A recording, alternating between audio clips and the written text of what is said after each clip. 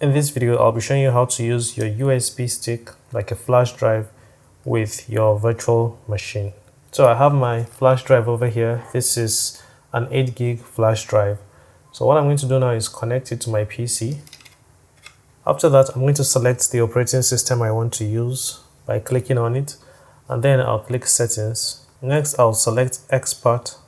You need the export mode, and then I'm going to click USB. So this is the option you're going to enable. Click this, and you can go for USB 2.0 or 3.0 depending on the type of flash drive you have.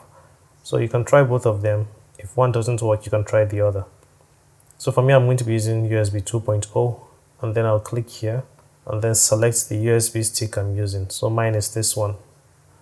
All I have to do is click this and then click OK. That's it.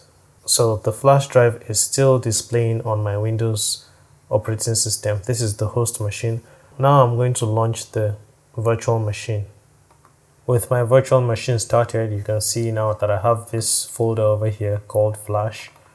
I can open it by double clicking on it, and if I had files in the flash drive, I'll be able to copy them here. But then again, if I want, I can copy files from my virtual machine to the flash drive. But if I head back to my host machine, I'll not be able to access the flash drive.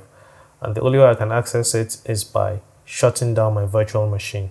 So that's what I'm going to do now. I'll just shut down.